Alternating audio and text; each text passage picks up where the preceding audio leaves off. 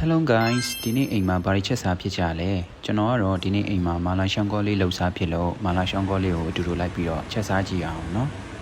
ပထမဦးဆုံးမာလာရှောင်းကောထဲမှာပါဝင်တဲ့ပစ္စည်းတွေကိုပြင်ဆင်ပါမယ်ဆိုတော့အရင်ဆုံးကစုံရက်လေးတွေကိုထွင်ပေးထားလိုက်ပါမယ်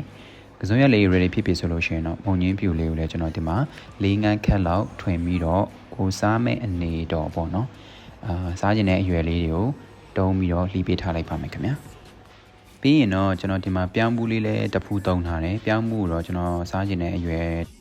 ်အနေတော်လေးတွေကိုတုံးပြီးတော့လှီးပေးထားလိုက်ပါမယ်ခင်ဗျာဒါကတော့လှီးထားတဲ့သုံးသက်သားနဲ့အာလူးနဲ့ sausage တွေပြင်ထားတာဖြစ်ပါတယ်ခင်ဗျာမာလာရှောင်းကောအနှစ်ကိုတော့ကျွန်တော် Mr. Spicy တုံးထားပါတယ်ဗျအဲ့ကောင်က budget safe လည်းဖြစ်ပြီးတော့ထုံထုံဆက်ဆက်လေးနဲ့စားလို့ကောင်းတယ်ဗျအတီးရွက်နဲ့အမိုတွေပြီးသွားရင်တော့ကျွန်တော်ဒီမှာစီတက်ဖို့အတွက်ကိုချက်သွမျိုးလေးကိုတပြားရိုက်ပြီးတော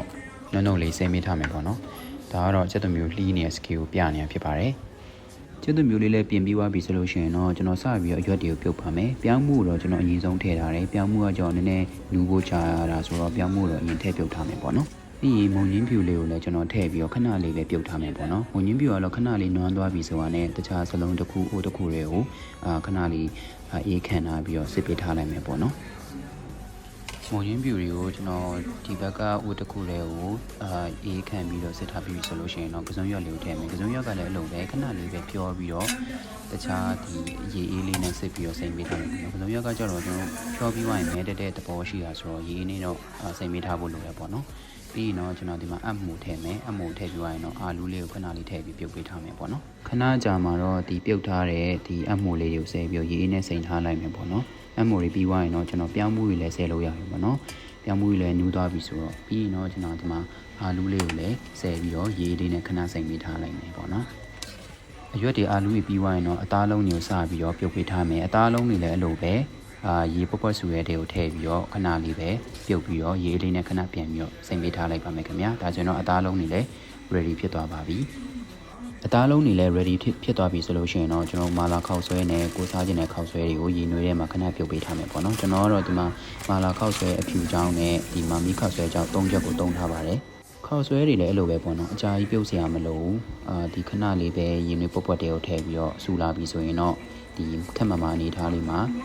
ဆယ်ပြီးတော့ခဏလေးရေးခံထားလိုက်မယ်ပေါ့နော်ဘာလို့လဲတော့အကြာကြီးပြုတ်ထားလိုက်လို့ရှိရင်ခောက်ဆွဲနူးသွားပြီးတော့ကိုပြန်ချက်တဲ့ခါကျလို့ရှိရင်ပျော့ပြီးတော့ခြေသွားတာမျိုးဖြစ်မှာဆိုလို့ပေါ့နော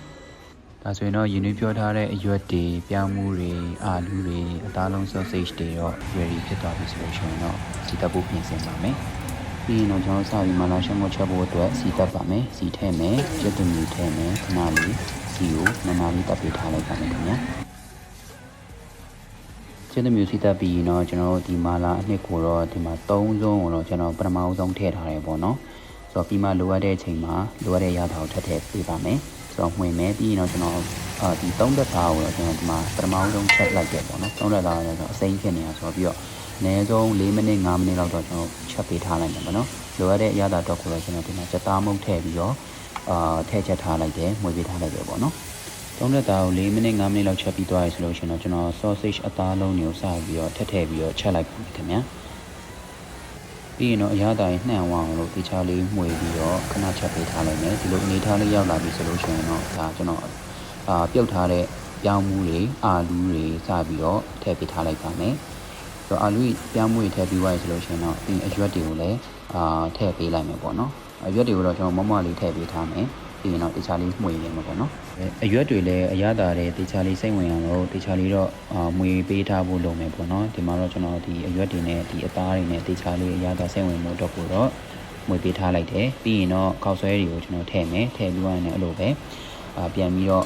့အရသာတွေနှံ့မှုအတွက်ပြန်မှွေပေးထားမယ်ပေါ့နော်ခောက်ဆွဲကတော့နောက်မှထည့်တာကတော့ဒီကြေဝါမှာရယ်ပြီးတော့အရန်မပြောစေချင်တဲ့အကြောင်းပေါ့နော်နောက်မှထည့်လိုက်တာပ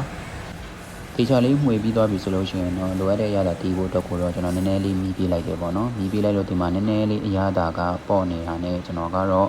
မာလာအနှစ်လေးကိုတော့တစုံတစ်သားလောက်တော့ထပ်ဖောက်ပေးလိုက်တယ်ပေါ့နော်ဒီမှာတော့ကျွန်တော်မာလာအနှစ်ကိုနည်းနည်းလေးပဲထည့်လိုက်တယ်တခြားအရာသာတော့ဘာမှတော့အများကြီးတော့မလိုဘူးပေါ့နော်ပြီးရင်တော့ထည့်လိုက်တဲ့မာလာအနှစ်လေးဒီချာလေးအရာသာလေးပြန်ပြီးတော့နှံ့မို့တော့မှွေပြီးဝိုင်းတော့နောက်ဆုံးမှာတော့မာလာရှောင်းကောလေးရပါပြီပြီးရင်တော့ကျွန်တော်အကြိုက်ဆုံးနည်းနည်းမင်းလေးကိုဖြူပေးလိုက်ပါတယ